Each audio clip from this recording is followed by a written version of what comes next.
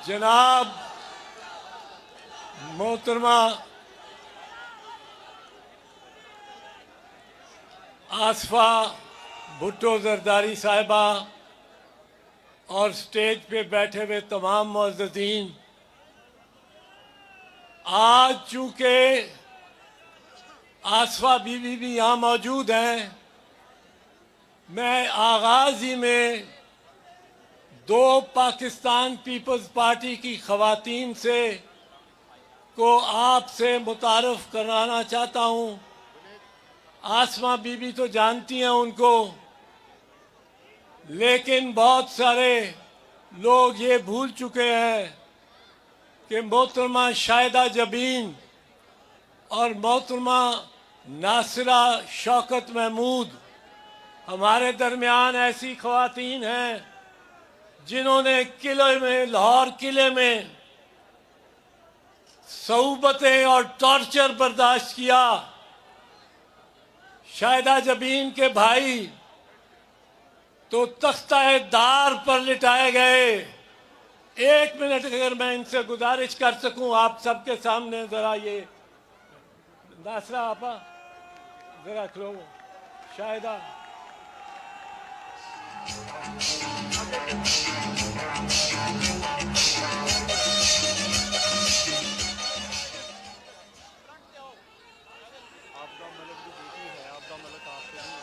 आबदा मलिक साहब यहाँ नहीं है, पर उनकी बेटी भी आ जाए जरा।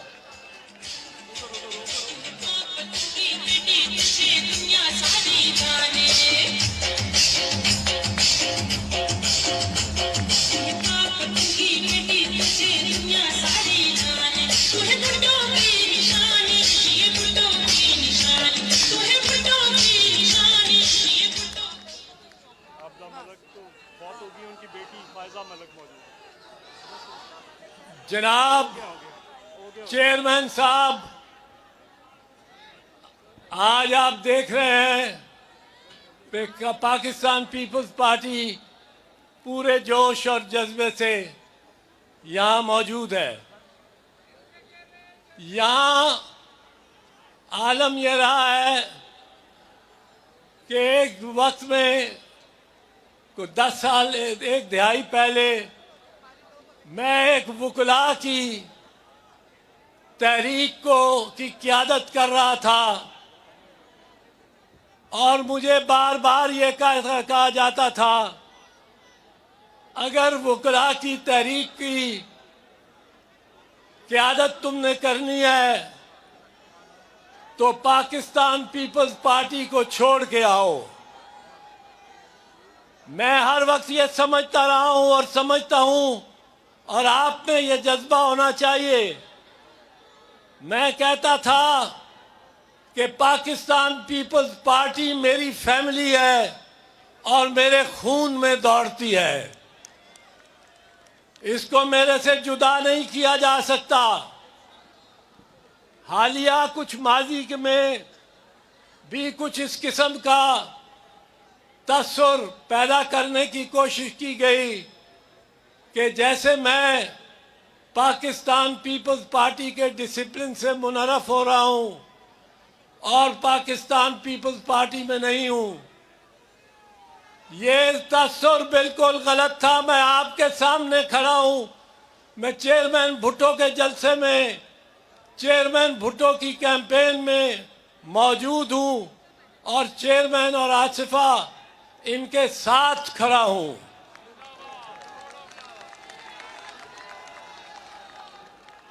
चेयरमैन बिलावल भुट्टो जरदारी, जब से इन्होंने एक अहम किरदार पाकिस्तान पीपल्स पार्टी की सियासत में अदा करना शुरू किया है, तो कई किस्म की बहसों को जन्म दिया गया। एक ये कि ये बुजुर्गों को सियासी जमात से निकालना चाहते हैं और किसी तरह भी ये बर्दाश्त नहीं करते कि बुजुर्ग पार्टी में रहें। चेयरमैन साहब को याद होगा कि 2015 में दुबई में ये तजवीज़ मैंने ही दी थी और मैंने ये अर्ज किया था वहाँ, और इस पे बहुत बहस हुई थी कि एक पीपल्स पार्टी 60 साल से कम लोगों की, कम उम्र सियासतदानों की बनाई जाए, और एक पीपल्स पार्टी, क्योंकि दो पार्टियां हमारे पास रजिस्टर्ड थी, एक पीपीपी और दूसरी पीपीपी, 4 पीओ वाली पी। और मैंने ये अर्ज की कि एक की सदारत जरदारी साहब करे, दूसरे की सदारत बिलावल साहब करे, और उस पीपीपी में जितने भी मेंबरान हों वो 60 साल से कम के हों, क्योंकि अब ये लोग, ये दुनिया बहुत तेज जा रही है।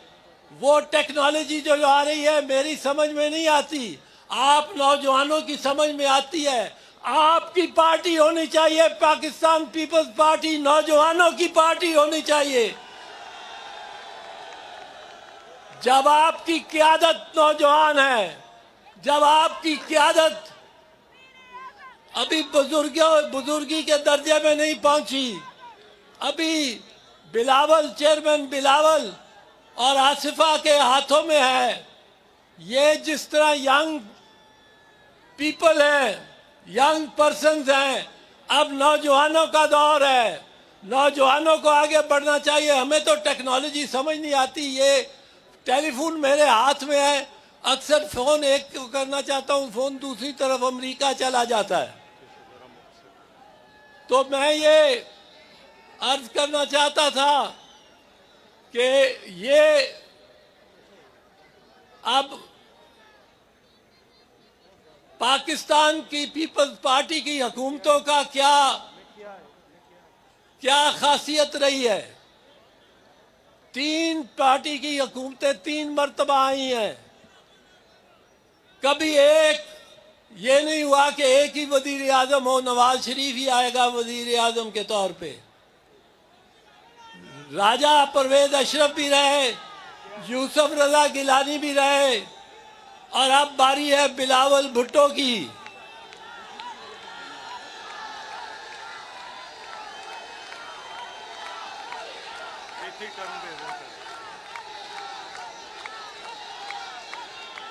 और बिलावल के हाथ में जो तख्ती है उस पर 10 मकासद और मंशूर के 10 अहम नुक्ते दर्ज हैं। और मुझे ये यकीन है कि चेयरमैन बिलावल जब वजीर आजम बनेगा तो इन पर अमल का होगा, इन 10 नुकात पर अमल होगा, इस मंशूर पे अमल होगा। और हमारी डिमांड आज भी है, ये याद रखें, आखिरी बात अर्ज करना चाहता हूं, हमने कभी नहीं ये कहा कि फलां को जेल डालो तो फिर लेवल प्लेइंग फील्ड होगी। हमने कभी ये नहीं कहा कि फलां को सजा दो तो फिर लेवल प्लेइंग फील्ड होगी। ये सब उन्हीं ने कहा है जो शेरों की तरह धाड़ने की कोशिश करते हैं, पर जैसे चेयरमैन बिलावल ने कहा, जो अपने घरों से बाहर आने की हिम्मत नहीं कर रहे।